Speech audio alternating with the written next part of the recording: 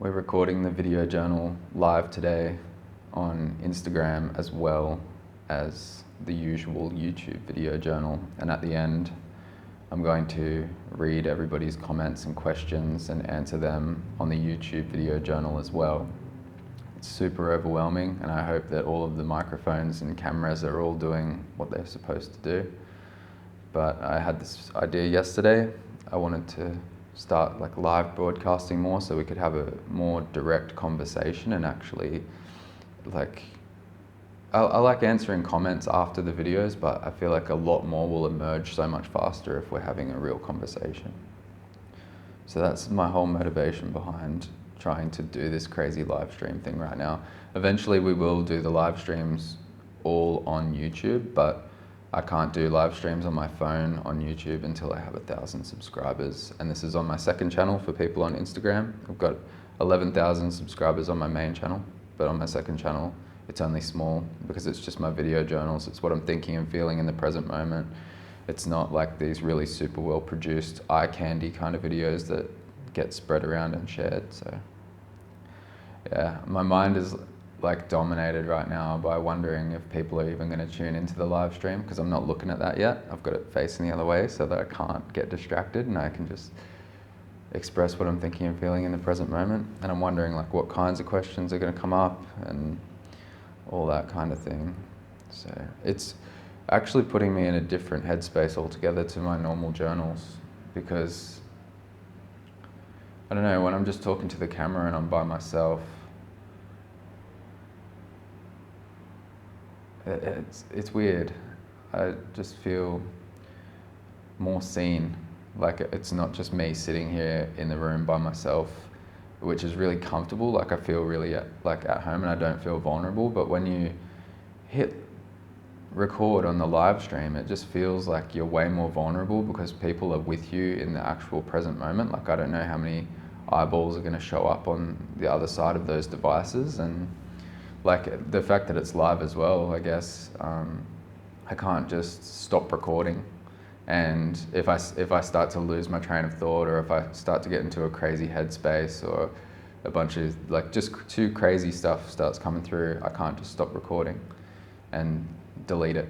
Like whoever's present is going to be present with me no matter how crazy it gets, or like how silly I feel, or whatever emerges in the present moment. There's no like hiding it away. So it's a new degree of vulnerability, and I want to challenge myself with that as well. I want to expand myself, challenge myself, continue to grow myself, and the more comfortable I can get recording in all different situations, like if I could be recording a video journal over here, a live stream over here, and be in the middle of Tokyo or some shit with a bunch of other creators, and not be in my head and be able to still be in the flow. I feel like I'm kind of training myself up so that I can just switch it on. Like that's what I want to be able to do, just like switch on, like, okay, we're making some content now, we're doing something now, be in the present moment, don't get into thoughts and projections and what people might be thinking about you and judgments and all that stuff. Just be here and allow everything to unfold through you. Kind of impressed with myself, even at the point that I'm at now. I thought this was going to be a lot harder, but that's 4 minutes of thoughts and feelings. And like, I'm going to quit while I'm ahead because it's my first time trying this, and I'm going to grab Instagram and see who's tuned in, because 4 minutes is long enough to sort of allow people to click through. And also I don't want people to click away as well. So hopefully I didn't just break that. Okay, here we are. 5 people watching in the present moment. YouTube. Switch that camera around. Cesar says, get a haircut, you hippie. Awesome. Littlest Lady says, hope you're both okay. I was just about to message you. Littlest Lady's a legend. She's a mad mental health advocate in New Zealand. She's done a lot of good work teaching people that you can overcome all these labels that are sort of slapped on us, and there's a lot of different tools that you can use to empower yourself. Apart from that, there isn't a great deal of activity here. So maybe I should have gone a little bit longer. Thomas says, morning Kai. Morning Thomas. Yeah, Suz is at Sober. He works at Sober Beverages. So that's an Indigenous non-alcoholic beer company that I love because they like make it with like all bush tucker infusions and stuff. So it's like a million times better for you than a soft drink and actually hits the spot like a good cold beer does. This isn't an ad for Sober, but yeah. Yeah, I enjoy those beers. And I also love the founder, Clinton.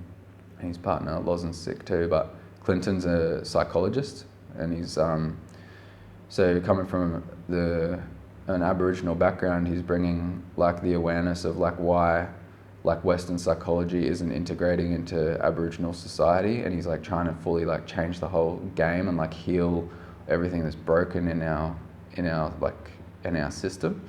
I've got a conversation with him on the main channel. It's like super profound. Noah's watching from Ireland. That's pretty crazy that we can just do this internationally, like just have people from all over the world.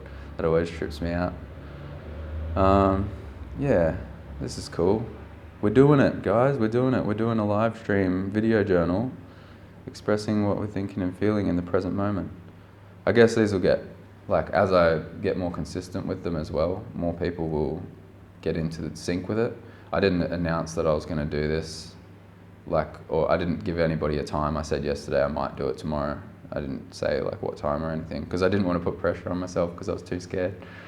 But here we are. I actually managed to sit down and do it. Yeah, maybe I'll just go back to my own thoughts and feelings and see who else shows up. So the main thing in my life right now that I'm really like drawn to and I'm immersed in is the holographic kinetics, the Dreamtime healing. And as you guys know, if you follow a lot of my content, before that, like my focus was on the psilocybin magic mushrooms.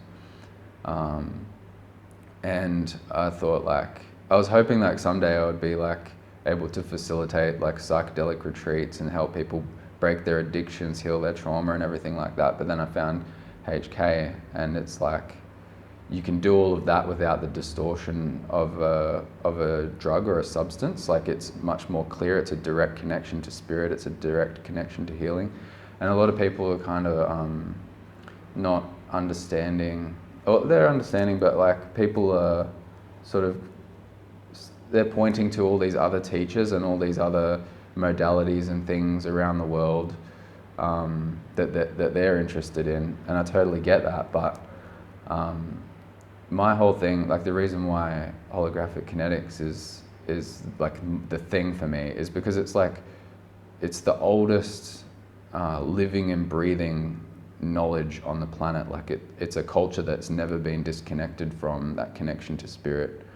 No matter how much like Western society tried to oppress and suppress that. Like, so for me, like the best teachers on the planet are the Aboriginal people. Like, you can't find anybody who's more connected to that divine knowledge than, like, and I used to think that I'd go to like the Amazon, like South America. I had that call to go and try ayahuasca, and now I'm kind of like, thank God I didn't do that, because like, and also I had this massive epiphany, like, why am I looking at all these other cultures around the world? I went and studied Buddhism in Thailand and Southeast Asia. I went to China, to like all these crazy places looking for all these answers. And then I had this epiphany, like, I live in a country with the oldest culture on earth that has all of the answers that everybody is running around like crazy people looking for. And they've always known, and it's just like, it's a no-brainer to me. So like anybody who's like thinking, who's like sort of triggered by the fact that I'm saying like this is the best thing, that's just my own personal thoughts and feelings why I think it's the best thing, like the best way to connect with spirit and deal with this stuff and like heal ourselves. And now we have Noah asking, any more experience with ETs or UFOs? Sorry to bring it off topic.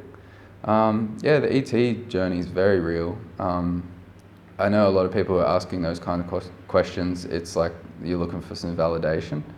And yeah, I can say, like, my universe has expanded to include like everything. Like nothing surprises me anymore. There's like interdimensional stuff going on. There's extraterrestrial stuff going on, like all kinds of things. And if you want to look into the ET stuff, I would go look at like Stephen Greer or James Gilliland. Jared's always saying look into James Gilliland. I still haven't got around to that yet.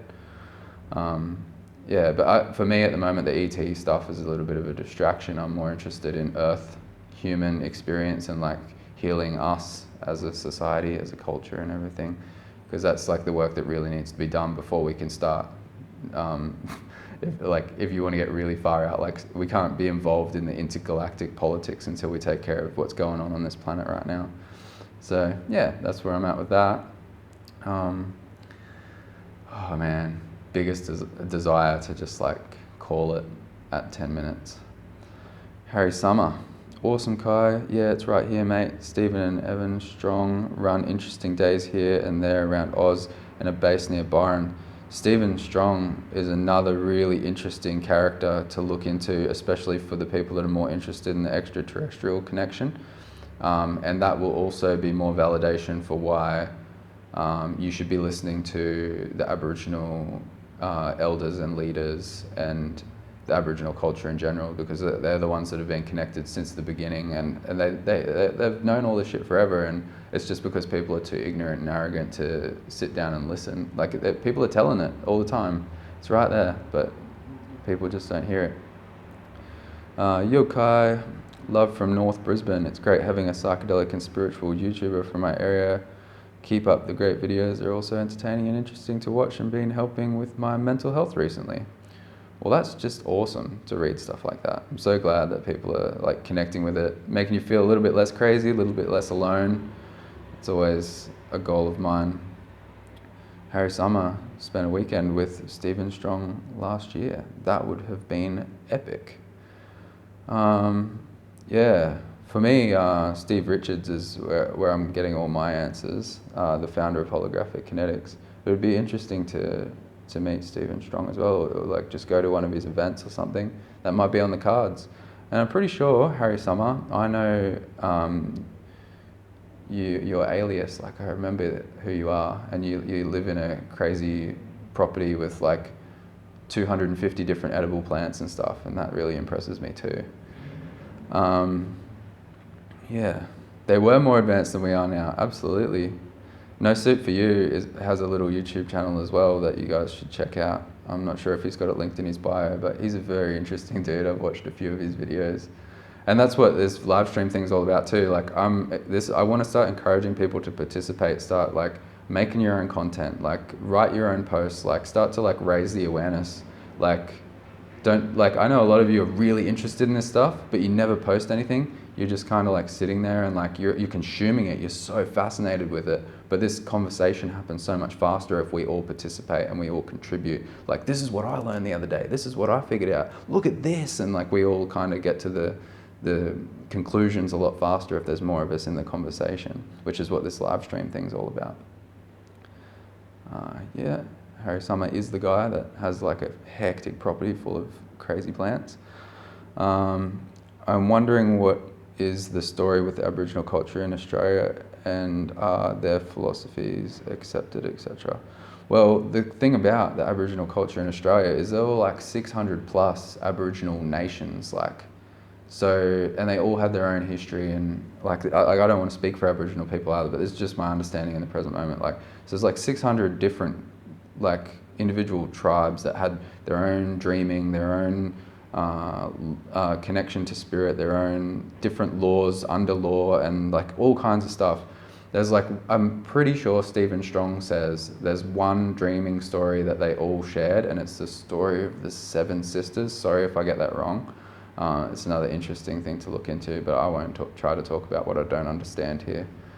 So yeah, the answer to the question is Aboriginal culture is not it's not like a one simple thing that you could just kind of explain, because it's like infinity of different things to understand when you go walk on different country and you meet different tribes and different people. And I'm glad that people are starting to actually get genuinely interested in that. there's a lot of stolen generation trauma and cultural trauma and things that if you're not an Aboriginal person, you need to respect that, you need to do homework, you need to feel the feelings that come with that, and like you can't just like barge into Aboriginal society and start like asking for all of the knowledge and stuff. Like be respectful is a little bit of advice as well. Yeah, so that's interesting. I'm so glad that like people are like we're at where we're at right now. Like this is our community, man. It's like the people that are present with us in the present moment. Like this is sick. Yeah, fuck. I might actually call it though. If you enjoyed this video, make sure you hit the like button if you're on YouTube, so that we know we should do more of this. I feel like this is like way more connected. Leave your comments down below. We can continue the conversation on YouTube if you didn't get to be here live. Subscribe if you haven't already. And oh man, there's a little bit more. I've always thought Aboriginal culture and Dreamtime stories were super interesting and almost psychedelic. Do you think there's a possibility they could have been picking mushrooms back then? Maybe some tribes were using entheogens, but from what I've learned about dreaming, you don't even need psychedelic. That's what HK is all about, by the way. So I imagine that you haven't looked into that yet. Through HK, you can have a connection to spirit and you can have experiences that will blow your mind 1,000 times more than psychedelics. But yeah, this is the end. I'll catch up with you again shortly. Thanks guys, that was fucking awesome.